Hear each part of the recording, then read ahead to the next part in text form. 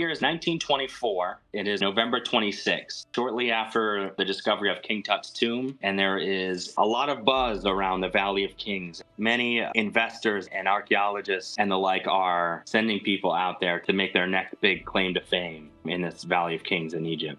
The sun has been beating down on you for many weeks as you and your team have been out there. Shortly before this moment, some of your men have come up to you guys and said they discovered something. It looks like the entrance to some sort of tomb. Spending the afternoon etching out the entranceway, it's finally fully visible. You find yourself standing outside of this newly discovered tomb. Feel free to describe your characters, their names, what they look like, and what their desire for coming out here in the first place was. Oh, well, I'm Sir Reginald Reynolds III. I come from London. I'm from a rich family, and I came out here seeking not necessarily my fortune, but, try to make a name for myself in discovering something. Anything. It's your family's funding that have put this project together. Yes, I'm a bit more tan than when I first arrived, but I certainly haven't put in too much hard work. I leave that for the professor over here, and he kind of runs the place for me. Of course, I've got Alexander helping me out, Things get a little dangerous out here. So, Professor Stringfellow, you find yourself standing in this moment. Feel free to describe yourself in the same way. I am a kind of a short, stout, balding, middle-aged man with big circular glasses and a very large mustache. I am here to really pursue my love of hieroglyphics and Egyptian culture, architecture, and whatever else. I'm hoping that I can be a part of a major discovery which would boost my career. Perfect. And Alexander, yourself. He's out of the army, but, the army's still in him. And he just gives off that aura, the way he looks and talks to people, like the way he dresses. Still very clean-cut and all that stuff. He's a big dude, fairly tall. And he's not too pleased, but this is what pays well. Sure. He's a local guy, or he was brought in? He was brought in. I figure a friend of a friend kind of deal that got him in touch with Reginald over here. The three of you are standing outside of this entranceway, and some laborers that you have contracted, they construct this pulley system, and they're able to hoist with much sweat the doorway up into the air, revealing the depths of this tomb. It's sort of dark, and you're squinting, trying to get a good look in there. This is a historic moment for you and for the world. There are journalists and camera people. One of the most notable cameramen sort of waves his hand and asks you to step inside so you can get a picture of you guys in the doorway. Oh, yes, of course. Come, gentlemen. All right, big smiles. You guys step foot into the entranceway and says, all right, now, this one's for the world. In that moment, the slab entrance collapses down. The pulley system breaks, and you hear through the thick stone yelling and murmuring and, oh my God. And yeah, you guys have been thrust into pitch darkness and stale air. In this moment, I will require a sanity roller. I loudly curse the Egyptians. I fail. I'm trying to go for my lighter just to get some sort of light, and I was I'm gonna fire those bastards. I failed too. Oh man. Word. Okay. Oh, good. The professor's going to keep us alive. Professor, you pass. You're just going to take one sand loss. For Alexander and Sir Reginald, you're both going to take 2 sand loss. Okay. As you guys are shaken by what has just happened. It's completely dark. The air is stale and thin. And you're not really sure where you are in relation to anything other than this stone slab in front of you. Am I able to grab my lighter to kind of light things up? Oh, sorry. I have a matchbook. Roll me a luck to see how many matches you have in your matchbook. Oh. Yeah, you're looking shit. Down to my last match. So let's say you have 5 matches. Oh. So the matches aren't going to last very long once they're lit, but it will illuminate a little bit around you for a short time. And then each of you guys should have items in your inventory. I'm not sure who has what, but I think you all have stuff on your person. I do have a matchbook. I do have matches as well. When and if you decide to take those out, we'll do the same. We'll roll a luck to see how many matches are in your matchbook. I'm going to see Reginald check, and I'm actually going to check right now as well. I'd be like, oh, I do have some matches as well. Does anyone have a torch? That's what we British people call flashlights. I got a revolver and a knife. Yeah, we're gonna give you the same. You've got 5 matches as well. Okay. I'm gonna light one of my matches because after my sanity failure, I'm freaking the fuck out. What's going on? Alex, I'm deducting your pay.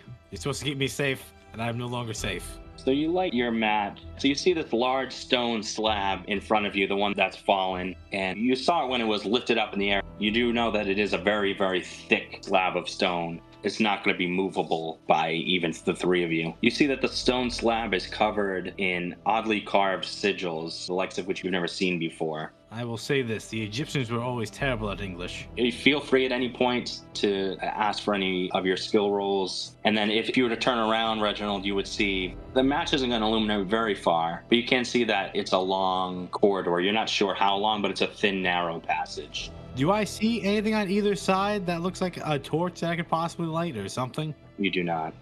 Professor, what does this gobbledygook read? I'll see if I can read the hieroglyphics on this slab here. You'll notice right away, without even roll, the symbols on this slab are not hieroglyphics per se. They're more symbols, not written in any hieroglyphic language that you're familiar with. Could I use a anthropology check to see if I could discern if it's from any type of culture I might be familiar with? Okay, yeah, sure. Wow. Oh.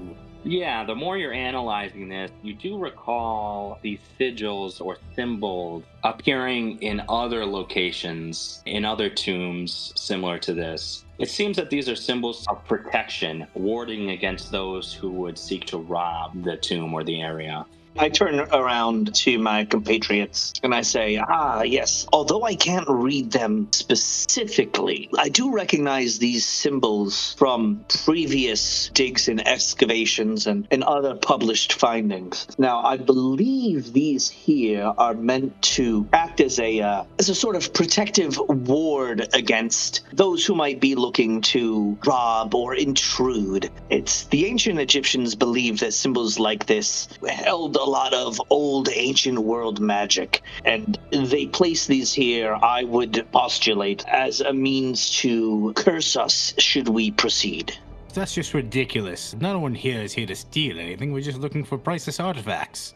No, I understand that, but you understand that these cultures believed that you could carry wealth with you into the next world. So, they had many of these things buried with them, and nobody wants to be robbed once you're dead. Once you're dead is the only time you should be robbed. You don't notice. Of course, we're not robbing anything. The things here belong in a museum, somewhere on the other side of the world. Well, I agree, and obviously any findings that we have here, even this tablet, should we be able to get some type of a crane or heavy machinery in future excavations to remove it, it would go down in history as quite the find for myself, and you as well, of course. Alexander, remind me when we get back there to fire the men who are hoisting that crane, or to find stronger, better men for the next crane. Good luck with that. They're all like this. I knew coming back here was going to kill me. God damn it. Well, anyway, shall we proceed on? Yes, we're going to be in here a while, I think. Hopefully they're working on a way of getting this out, but might as well go looking for something interesting. I'm assuming my match is already, going out. You've got a little bit, we'll say they're kind of longer wooden matches. All right, so we've got a little bit longer? Yeah. I'm going to actually take out a notepad that I have that's it's a decent size, and rip a page out, and I'm going to roll it into a tubular shape and then position it next to the match to create almost like a makeshift paper torch. Okay. Yes, putting your degree to good work. You will notice that the passageway or chamber that you're in is relatively thin and narrow. You're not sure where or if there even is another way out. Maybe something considered would just be the smoke potentially filling the room. The air is very thin. You light this paper tube and you've got a makeshift paper torch, which illuminates a lot more than just a match alone. So you're able to see further down this hallway. At the end of the passageway, you can see the outline of a few larger things. You're not sure what they are, but they're not moving. You sort of see these outlined shadows of a few larger things, but they're stationary. You can't see exactly what they are from back here. Yeah, I'm going to put out my match now that that's lit and just kind of toss it to the side. It's oh, yes, excellent. Now I can finally see it. I'm just going to nonchalantly start walking down. I've paid for this excavation. I might as well enjoy it. So are you guys going to follow behind Reginald and proceed down the hallway? Yeah, my job's to keep him alive, so that's what I'm here for. Yeah, and I'm just nonchalantly walking by, looking at the things on the walls. Oh, yes, very nice, very nice. That's lovely. Love that. Yes, excellent. These walls are covered from beginning to end, top to bottom, in hieroglyphs. Lots and lots of imagery, ornate writing all along these walls, but they are very, very old, so they are also cracked in some areas. It's Alexander, this is all very lovely, but it's nothing like what we had in Renaissance. I'll take your word for it, man. One of these days, Alexander, we'll have to get you a bit more refined. So you guys are just going to proceed all the way to the end of the hallway? Yes. Yeah, might as well. As long as the professor's torch will guide us. Okay. So you disregard all of the hieroglyphs and you proceed all the way to the end of the hallway. There's a few pieces of furniture, like Egyptian chairs and the like, but the passageway is sealed at this point. You see several sections of plaster on this wall. In the corner, a small ornate table and a golden chest sits in front of the archway. Oh, yes, finally, some artifacts.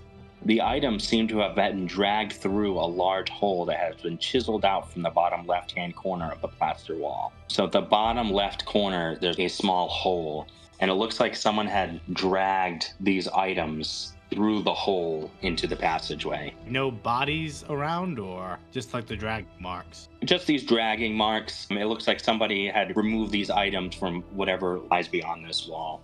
I'm gonna open the chest. You're not paid to open chests. I will open the chest. Be my guess. Sir Reginald, you like to open the chest? Of course I want to open this chest. This is a heavy gold chest. It's ornately decorated and can easily be opened. Inside holds a few loose beads. It's clear that the gold chest is priceless, but heavy. But there's just like some beads in it? It's just some old loose beads. I gotta say, this is a bit disappointing, but at least the chest will look nice with my name on it in the museum. Yeah, the chest is made out of gold. It does appear that this chest could be dragged, as it seems to have been dragged through this hole, so... I'm just gonna kind of push it off to the side. Like, we'll get that on the way out. Okay. Alexander, you may look at it now if you'd like. I'm all set for beads. I do take one of the beads and I just put it in my pocket as just kind of a keepsake. Not everything needs to go in a museum.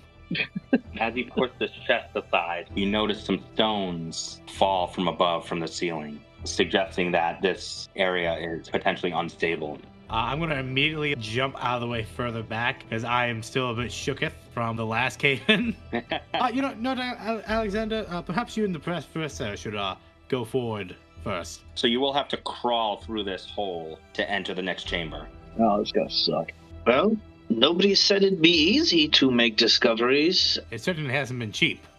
I'll crouch down, hand the torch over to Reginald, and proceed forward. You're able to crawl through this passage, and on the other side, you see a decently sized room filled to the brim with stacks of what looks like treasure that reach almost to the ceiling. There's a couch, chairs, tables, stone tablets, statuettes, musical instruments, tapestries, vases, steel jars, bowls, ostrich feather fans, and chests. There's a chariot made of gold that stands in the northwest corner of the room, along with a rowboat. I'm going to shout underneath, don't touch anything until I touch it first. To the east, a huge stone slab blocks another archway to what is probably another chamber. Come in. There's lots to see, and it goes deeper. I'm going to follow in after them, like once it's like kind of safe. Yeah. How much longer do we have on this paper torch? It's all going to be ash at this point after you guys enter.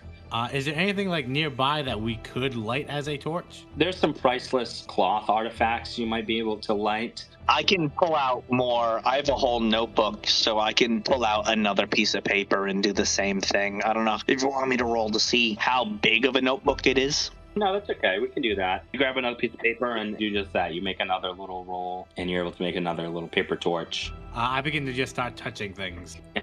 Touch. Mine, museum, mine, museum. Yeah, it all feels priceless. Is there anything in particular that really catches my eye? There's two large artifacts, a golden chariot, and there's also a big rowboat. I'm going to go over to the chariot and pretend like I'm in a chariot race. Yes. Give me a luck roll. Oh, can I spend some luck? You cannot spend luck on luck roll. Now that's a 42. You climb up on this chariot. It actually collapses to the ground as you're on it. I get off and I'm like, Alexander, that was like that. Whatever you say, boss. That's the attitude I like. Alexander's just trying to stifle a laugh. That's the attitude I like from my employees. You're going to take 1 damage as you hit your head on a chest on your way down. Can I open the chest? You can. Anything good or more beads? Filled with jewelry, trinkets, and comb. I take what I can and fit it in my pockets. Okay. The rest can go to the museum. You will notice as the chariot collapses, more stones begin to fall from the ceiling. No. A plume of dust falls from the ceiling. Impending danger. Yeah, no, I'm going to stay away from there. And I get back to the group. It's like, yeah, no, we should maybe continue on. So this room is just filled with stuff. To the east, there is another large slab that seems to block another archway. On the other side of the slab, 2 large statues seem to stand guard. Across the room to the north is an open archway leading to yet another room. It is evident that the plaster wall sealing this archway has been completely demolished, and bits of it lie scattered on the floor around the entrance. Well, who got in here before us? That is a good question. I don't know. They did a terrible job looting. I mean, finding artifacts. What would you guys like to do at this point? Well, I followed the ex-soldier into this room with the dead man. Yeah. Professor, I could be wrong, but I don't think he was properly mummified. So you guys are just going to walk through the room and go into the annex? Yeah, I think so. Professor, what's with this tentacle stuff happening here? In that room? Yeah, I don't like this.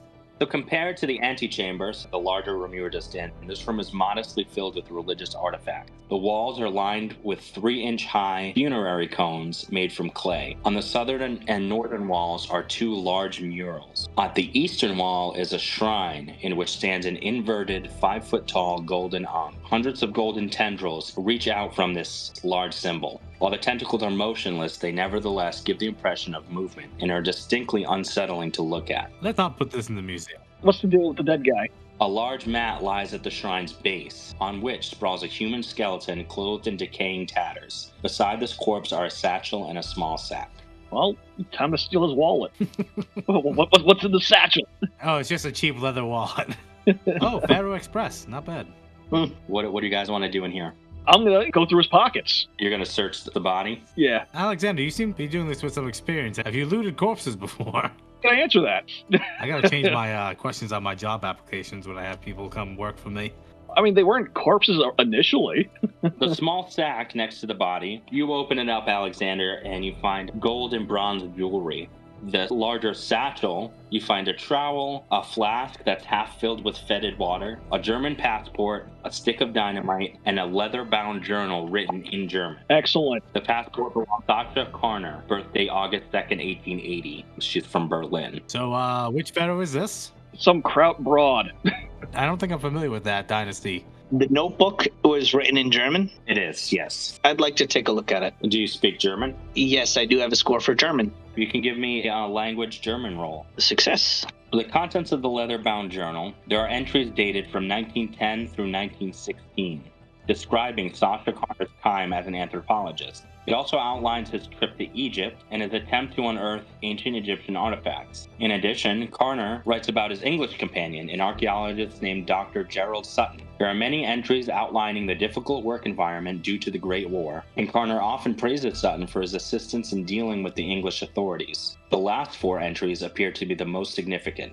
I'm going to give you a handout, so those are the last 4 entries. And I'm assuming that Professor Stringfellow is going to be kind of telling us this since I don't speak German. If he chooses to. Yeah, I will. And I was like, it amazes me, Professor, that you can read such an ancient dead language so fluently. Right.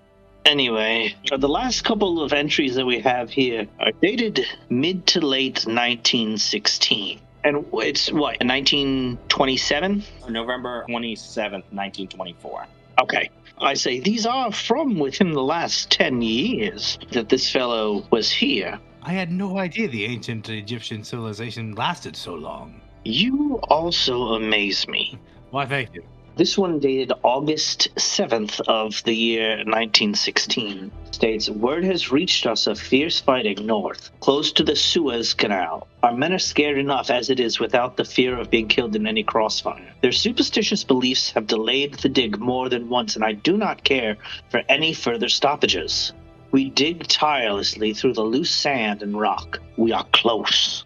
Yes. We've been down that path. About a month or so later, on September 3rd, it says, today was glorious. We have found the entrance. Removing the doorway was difficult, but we created a pulley system that allows us entry. More work greets us inside. Limestone chips have clogged the entirety of the tunnel. I've halted the removal of the stones until I have surveyed the structure and documented what we've learned thus far. Sutton thinks my meticulous records are unnecessary and time-consuming. Yes, those usually are time-consuming and ridiculous. Then there is a skip of about 2 months, and it resumes 1st of December. Finally, the tunnel is now almost clear. Some of the workers have taken a great interest in the damaged hieroglyphics in the passageway. Today we remove the last of the stone chips and explore. The stonework looks unstable. It may be too risky to use the explosives. And then again, December 3rd is the final entry, and it reads, I'm sorry. It reads, Sutton is dead. I was just starting to like that fellow. The local labor attacked us, broke his neck when he refused to be forced inside the tomb. Beware the children of the Sphinx? I plan on waiting a couple of hours in the hope that they have gone. I'll gather some of the jewelry and then make my escape. This place will not be my tomb. I can hear noises. Something else is here with me. Interesting. In their last moments of life, they spent the time to write those last 2 sentences. It is quite peculiar. Seems like there was a lot of space between those 2 sentences and the rest of the letter. So they heard some weird noises and decided, better take out my notebook and write this down. I feel uneasy. Why? This was decades ago. And the tomb is locked up. Surely nothing else got in. Alexander, as you're continuing to inspect the body and Professor Stringfellow is conveying the contents of this journal, you also notice that this body, the skeleton, their ribs are completely crushed and the skull is fractured. It seems like one or both of these injuries likely led to this individual's death. It's something you notice as they're reading this journal. You also notice that there are small indentations on the bones themselves. They look almost like animal teeth marks. Oh, that's not good. Guys, we might have some hungry things in here. Like what? I don't know. I've never seen teeth marks like this on, not some professional hunter or something, but I'm sure there's some entryway into the tomb. Yeah. Probably just rats. It's that line, the children of the Sphinx. Yeah, they probably caved in this broad's head and crushed her ribs. That's kind of messed up, but... Corey, we've been here for a while digging this out, right?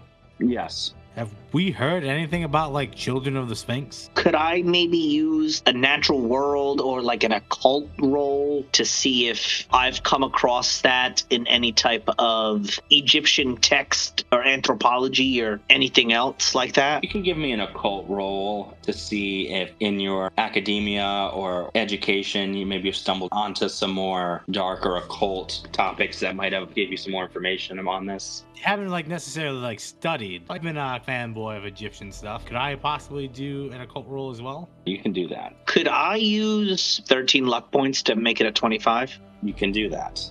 Okay. No, but I failed. Yeah, we've been here a while and I haven't heard anything about the children of the Sphinx. Professor Stringfellow, you recognize the term children of the Sphinx. You mill that phrase over and over in your mind. You do recall some occult readings, though you're not sure of the origin. They were amalgamations with the bodies of men and heads of animals. Some of them also had bodies of animals and heads of men. They would wield various weapons. As you recall this, you notice the murals on the wall. The mural on the northern wall depicts a sickening scene of an Egyptian city being attacked by an army of horrific beings. 2 notable types of creatures, those with bodies of men and heads of animals, and those with bodies of animals and heads of men. Black tendrils burst from the ground and sky, tearing the city and its occupants apart. Some of the creatures are eating corpses that have been laid upon tables, while others frolic in the chaos. A pharaoh, robed entirely in black, is depicted with an impossibly dark face and seated atop a pyramid-like throne, borne by the hybrid monsters. He's being carried through the horrific scene. Dr. Stringfellow, taking in that mural, I'm going to ask you to roll me a sand roll. Oh, fuck. Yeah. You're going to take another 2 sand loss from visualizing this grotesque image. Okay. Professor, what's wrong? I was thinking about that phrase, children of the Sphinx, and where I've heard it before. And I do recall, and I'm going to point out the mural to my fellow investigators. Yeah. I say, I do recall in some pieces of literature, specifically concerning the more occulty side of things, these creatures depicted here. and I'll point out the mural. Those of you that look at the mural will also make a sand roll. I was going to make a torch out of the robes and all the cloth from the corpse and the rug. So you're not going to look at the mural, you're focused on other tasks? Yeah, I grabbed the satchel with the dynamite and other stuff. This is useful. And then it's like, you know what? We need better sources of light. So I was going to take the cloth and cut the mat up into like strips as well and fasten a torch out of, I don't know, the femur in some cloth. Okay. Yeah, I'm going to look at the mural and be like, oh yes, oh, that's quite disturbing. I think you're right, Professor. This should definitely not be in the museum. We could probably leave this here. For the successful sand roll, you're just going to take one sand. And as you guys are having this discussion about the mural, you hear muffled scraping sound, like something moving, followed by a loud, heavy clang, like something hitting the floor or hitting the wall. Or like in this room or like somewhere? No, it's muffled. It's not in this room, but it's close by. Oh, good. Maybe they're finally breaking through. That is concerning, considering this most recent revelation. Oh, you're just being a little bit disturbed. I'm sure it's fine. Alexander has one hand on a pistol and the other hand with a torch. Let's just head back. I'm sure that's just them finally breaking that stone loose to get us out of here. I'm paying them top dollar, so I'm sure they're working very hard. So you guys head back into the antechamber. Nothing seems amiss exactly. It seems to be the way you remembered it. Excellent. Everything's fine. Do we still hear the scratching and scraping? Give me a listen roll. I ain't hear shit. I'm sure it's fine. You periodically hear a strange thump here and there, but you're not tracing a point of origin or any sort of pattern of any sort. Every so often, you hear one of these thumps. Dust and stones shake loose from the ceiling. You will notice at this point the air is incredibly thin, and it's getting kind of difficult to breathe. Oh, yeah. You know, that slight walk from the other room is really tiring me out. I'm wondering if I could try blasting the stone with the dynamite, and probably. Wait, you have dynamite? I have a stick of dynamite, but it might cave the whole thing in on our heads. So we should probably try looking for a different path. Well, I'm pretty sure they're trying to get us out. I think that's what all that noise is. At this point, the entranceway to this sealed chamber begins to pound. Oh, that's not good. Oh, they must have found another entrance. Stones fly off from the wall, and then a behemoth emerges from behind the wall, throwing stones, and he sticks his face through. Oh, shit. I don't recall hiring him. I start blasting. This abomination is a huge, hulking, muscular man? Question mark? Draped in decaying linens. His skin is slick with pus and bile, which pours out through large open sores. Its head is that of a large African golden wolf, whose eyes glow red with a burning and maddening hatred for all life. You see his black, oozing hands with these large claws at the end emerge from the hole in the wall, and he comes out and he's sniffing and snarling. And you guys are standing right in the center of the room with this bright light. So we're going to do a dex order here. So this is going to be a turn order. Oh, he's slow as fuck. Yeah, well, I mean, he's huge. I mean... He's not slower than I. Oh no, the professor's slow as fuck. So who is at the top? That'd be me. All right, Alexander, it's time to show your worth. What I'm paying you for. Well, I'm going to yell at them to run towards the entrance. Where you guys came from? Yeah, where we came from. So if it comes after us, we'll have some advantage. It'll have to squeeze through. Okay. And yeah, I'm going to eat some bullets at it. All right. Just takes the bullets out of the gun and start throwing it at him. You can fire up to 3 bullets, but every additional shot you're going to take with a penalty die. Okay. So if you fire 3 bullets, you're going to get to roll 3 die for that shot. I'll shoot it twice. Okay. Okay, yeah, you got an extreme success. Shot directly in the brain, he's dead. So you fire 2 shots. They both hit. Second one is an extreme success. Well, wouldn't the second one just be a regular success? It'd be a regular success. Yeah, because there's a penalty. Oh, yeah, you're correct. So that's 11 damage. Nice. Bet you they didn't have that in ancient Egypt. Yeah, I think I only just made it mad. So I'm going to try to run as fast as possible out. So this thing emerges from a tomb. And I just yeet bullets right at it right away. It's seething at the mouth, and he sort of like buckles backwards. Have at thee. Ooze and pus spray from this thing's shoulder. And at this point, I'm going to ask a sand roll from everyone who has seen this thing emerge. Nope. That is also a failure. Failure. Yeah, we all failed. Awesome. Failures all around. So everyone's pretty calm with this thing. 1 sand damage. Has anyone taken a fifth of their total sand? No. Nope. I've taken 4. No. Okay, so everyone has not taken that much sand, right? Yeah, I mean, I've only taken 4 in total. Okay, so you guys are shaken but stable. So at this point, it would be Sir Reginald's turn. I've been trying to get everyone to, like, run back into here. So I have a plan. So I was in this room previously, correct? Yep, you guys walked through the room to go into that back room, and now you re-emerged into the... Did it look like there was anything in here that looked like it was like a perfume holder or something like that? perfume holder. Yeah, or like alcohol. I'm looking for something liquid and flammable. To be honest, anything that was buried in this tomb that would have been alcohol in nature or flammable is probably evaporated. Yeah. I'm hoping. Or maybe some really high-end oil. Some of the Pharaoh's favorite flammable pots. So roll me a luck roll.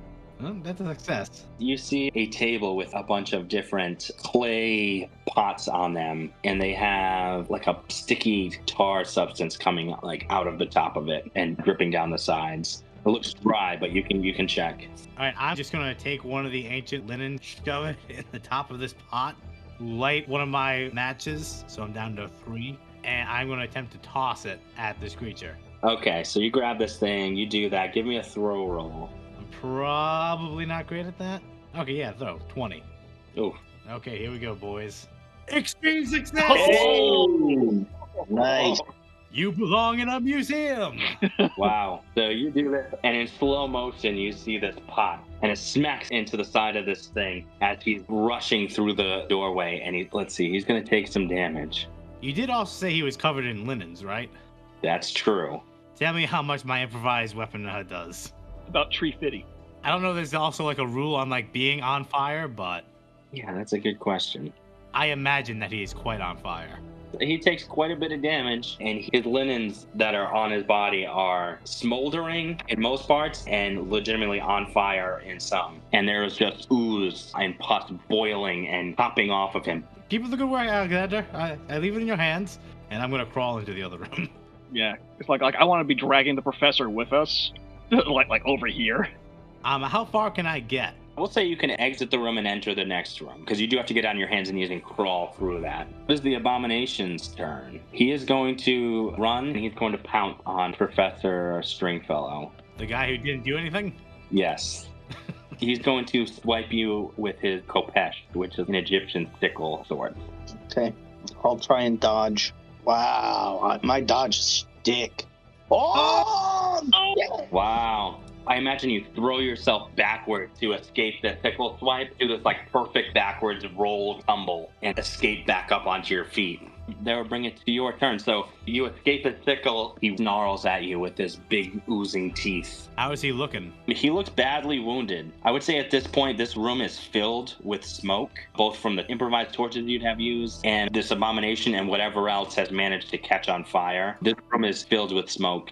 And it was already difficult to breathe. So to remain in this room or re-enter this room is going to be very difficult. Yeah, I'm gonna hightail it out of this room.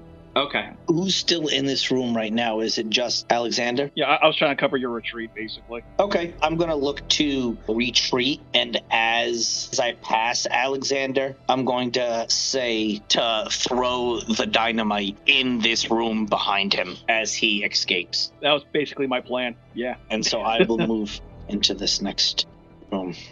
Did the creature take any additional fire damage at the end of its turn? Okay, yes. It did take another 1d2 damage of residual fire damage as this thing is smoldering. Oh man, those are some 2 sick, hard, and extreme successes back to back. This is going much better for you guys than I had anticipated. This thing is not looking good, but he is bloodthirsty. So Alexander, we'll start back with you. I'm going to pocket my revolver, take out the stick of dynamite, and just yeet that thing right at him and just book it back into the tunnel. Okay.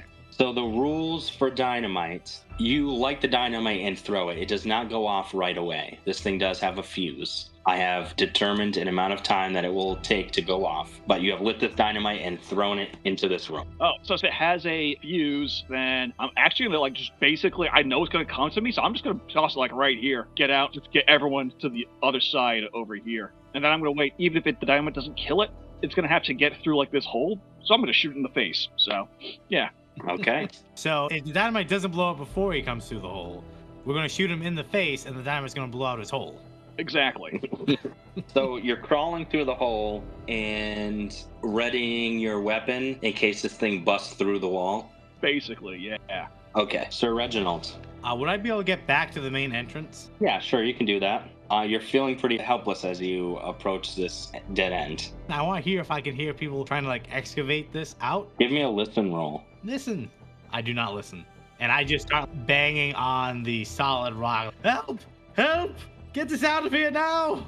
You're all going to be fired if you don't get me out of here right now! You hear silence. You hear nothing. Not a murmur. I don't stop. I'm threatening people's livelihoods. Never going to work in this town again. Okay. The whole 9 yards. It doesn't seem like anybody is on the other side of this at all. It's cold and quiet. The smoke is beginning to pour through the hole in the wall and it's beginning to enter this passageway. I mean, it will be the Abomination's turn. He is going to come and try and break through this wall. That's what he's going to take his turn doing. Does he take more fire damage? He does not take any more fire damage at this time. The real hot spots have gone out. Is he just the meme of that dog in the burning building? Yes. This is fun. Everything's fine. But yeah, he punches both fists through the plaster wall and it crumbles down. And yeah, he's just in this doorway. That's his action, is breaking through this wall. And he's got his eyes set down this corridor at all three of you. I just look over my shoulder and then go back to the door and start banging it louder. So, Professor, that brings us to you. So the dynamite's behind him? It's like right underneath him right now. Yeah, like right at his backside. Can I take an action to try and shove him backward to make him fall down onto the dynamite? Ooh, that's brave. He is much, much larger than you. I would ask for a hard strength check. Just kick him in the dick. Hard. Okay. Yeah, if you just want to shoulder check him, like rush him. Yeah, that's kind of what I want to do. Okay. The professor played football back in his college days. Captain of the football team. All right. Hard Wow. success! Wow. That's right on the money. That's exactly what you needed to meet hard. Guys, we are wrecking this thing. Yeah. You pull back and then just rush this guy as hard as you can. And you pull down and come up with your shoulder and you get him right in the torso. If this thing had lungs, you would have taken the wind out of him. You hear, and this thing pushes back and he stumbles onto his back prone, pretty much on top of this dynamite. And this is 3 turns after he threw it, and that's how long the wick lasts. So at this point, the dynamite is going to explode. Yeah. So does his body like kind of shield us slightly from the blast? Oh, definitely. He does get obliterated. The room, this chamber, and I mean, honestly, this tomb in general is pretty tight quarters, and the structure of this thing was not exactly sound, as you guys would have noticed as you were exploring. But this thing blows up into a million pieces, splattering onto the walls and the hieroglyphics. All of furnishings in this room would be caked in this ichor. We're gonna have to have a note on that in the museum. That room instantly starts to cave in.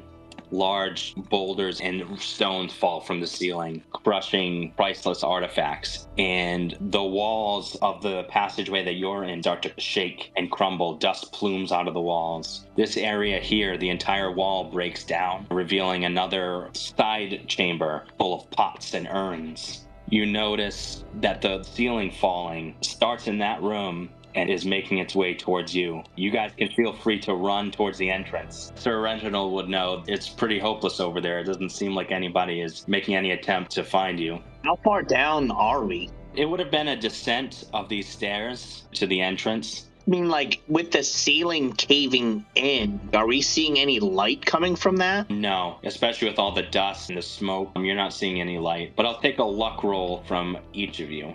Nope. Oh, the professor gets to tell our story. Alexander, as these stones are falling from the ceiling, you begin to run back towards the entrance near Reginald. Halfway down the corridor, a large boulder comes and crushes your skull, Oh, man. pinning your lifeless body to the ground. Sir Reginald, you're banging furiously on this giant slab, seeking help, and a big piece of the ceiling from the entrance comes and crushes your lower half, both of your legs, and you're pinned and crushed between the floor and the wall in the corner of this chamber, right by the entrance.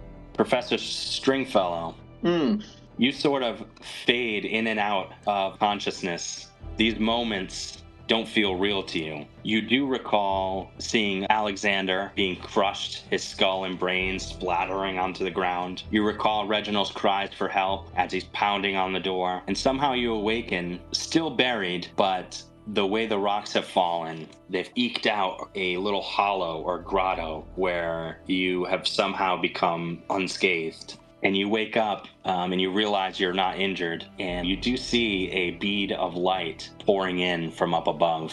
You're not sure how far above, but you do hear voices. You also recall after this thing had exploded, you remember seeing the black ichor splat everywhere within the chamber. And you remember seeing the ichor writhing and moving as if it had a destination, as if it were retreating somewhere. But no, that couldn't be so. And we'll leave that scene there. Professor, you are saved, but no one ever finds your friend's remains or any remnants of this tomb. So I'm not sure if you tell people about it or leave the story untold or what you do from there, but you are saved and you do live. I smell a book tour. Ernest would go on to write about this excavation in an Indiana Jones style horror novel that George Lucas totally rips off. that he dubs the Ichor Crypt. Okay, I like it. Under the pseudonym E.F. Blackwell. Oh! I love that. I love that. Yeah. So that's the Necropolis. Hey everyone, this is Josh from 5DRPG. Just asking, begging, pleading that if you like what you heard on this session, give us a like and subscribe for more tabletop role-playing goodness. Let us know in the comments what we should be playing next, whether it's a D&D module, one-page RPG, or something completely different.